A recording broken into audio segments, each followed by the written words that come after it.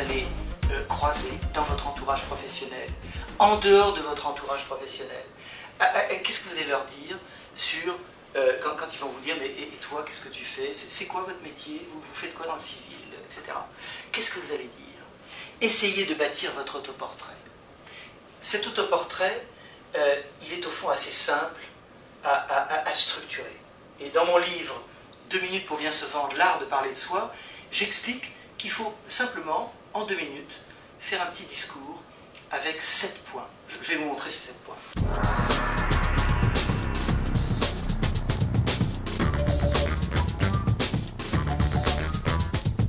L'été, c'est le temps des retrouvailles.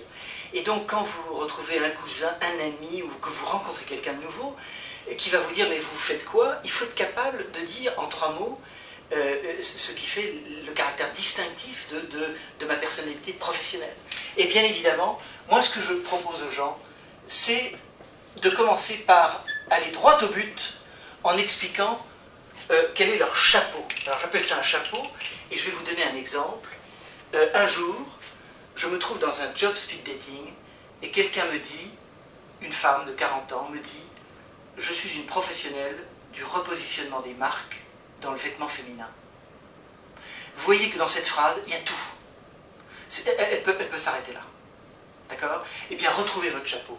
C'est-à-dire, enfin, retrouvez, ou construisez-le. Dans votre chapeau, il y a le passé, il y a le présent, il y a le futur. On voyait bien que cette femme, c'était ce qu'elle voulait faire. De nouveau, parce qu'elle avait de la puissance dans ce métier, elle l'avait fait plusieurs fois, et on voyait que c'était se retrouver à la fois ses compétences et à la fois ses motivations. Le deuxième point, c'est de donner un peu de chronologie. Chrono. C'est-à-dire qu'il faut livrer son parcours en 2 ou 3 étapes. Vous pouvez très bien dire, après avoir dit « je suis celui-là » ou « ma force professionnelle c'est ça », etc. Vous pouvez très bien dire « j'ai un parcours dans lequel il y a 3 étapes. Il y a ça, ça et ça. » C'est-à-dire que vous annoncez les étapes. Mais ce sont les étapes majeures, simplement avec des noms. J'ai été chez Suez, j'ai été ensuite chez Veolia, et ensuite... voilà. Donc, on comprend quelles sont les étapes. Troisièmement, quelles sont les expertises? Vous voyez que les expertises, c'est important parce que plus exemple.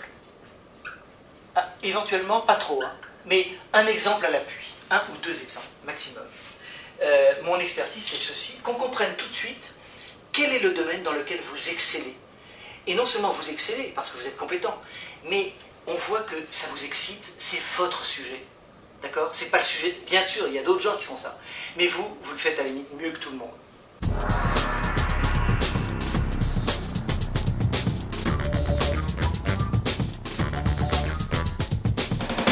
Là, au 4e point, vous pouvez rappeler votre formation. Pourquoi pas? Si vous avez une jolie école, un machin, vous sortez des HEC, pourquoi ne pas le dire? Mais croyez-moi, au bout de 10 ans en carrière, tout le monde s'en fiche que vous sortiez de l'ENA, on s'en fiche. Donc, à la limite, ça, vous n'êtes pas obligé. Mais vous pouvez le dire quand même, pourquoi pas?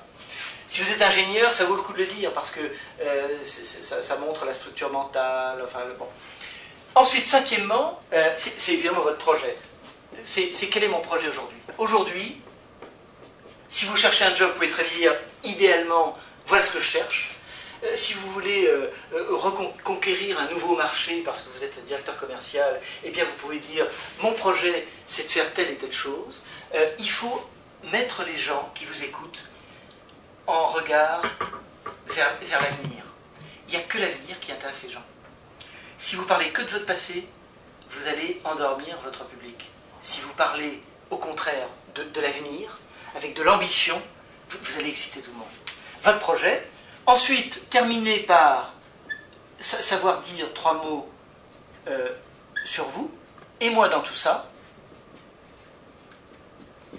C'est un peu le côté perso, là. C'est un peu le côté perso, c'est-à-dire qu'on peut très bien terminer une petite présentation de 2 minutes avec un petit côté un peu sympa sur qu'est-ce que je fais, si vous êtes un adepte de je ne sais quoi, de la danse orientale. Oui, c'est un peu la ligne hobby du CV. Hein. Exactement, et ça peut être intéressant parce que ça peut donner une image complémentaire de votre parcours. Ou une autre facette du personnage. Moi j'ai accompagné récemment un garçon, ingénieur de formation, dans un métier technique dans la banque, très complexe.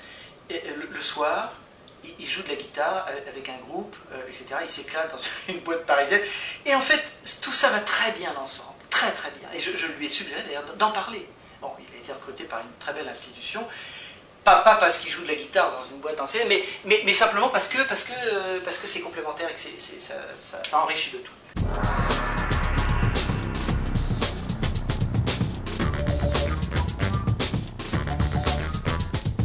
Et terminer par ce que j'appelle la mise en écoute. C'est-à-dire, une fois que vous avez parlé de vous, eh bien, il faut savoir passer la parole aux voisins et être capable de dire, même à un chasseur de tête, maintenant, monsieur, est-ce que vous pouvez me dire peut-être quelques mots sur vous, me dire qui vous êtes vous-même, etc. Voilà. Il ne faut pas hésiter parce que c'est le meilleur moyen, non pas de filer le bébé, mais simplement de faire en sorte que cette personne va ensuite exprimer quelles sont ses attentes, ses besoins, sur quoi vous pouvez l'intéresser.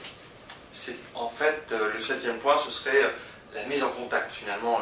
Là, on a brossé le portrait, voilà. Et pour conclure, hop, on rentre en contact, on va un peu plus loin, on redonne la parole. Ouvert, voilà, on redonne la parole. Alors, cette parole qui a été ordonnée peut très bien, en effet, se traduire par quelqu'un qui va se présenter, qui va essayer de faire la même chose. Il va se planter, faire la même chose, mais qui terminera peut-être en expliquant quels sont ses besoins, le poste à la recherche duquel il est, ou je ne sais quelle chose. Mais c'est lui qui a la parole, et c'est lui qui s'exprime, et nous écoutons, et c'est un bon moyen. Vous savez que celui qui écoute, c'est celui qui va gagner, hein, celui qui a bien écouté, et donc c'est ce à quoi j'invite tout le monde. Savoir prendre la main pour se présenter, mais au bout de 2 minutes, on passe le bébé.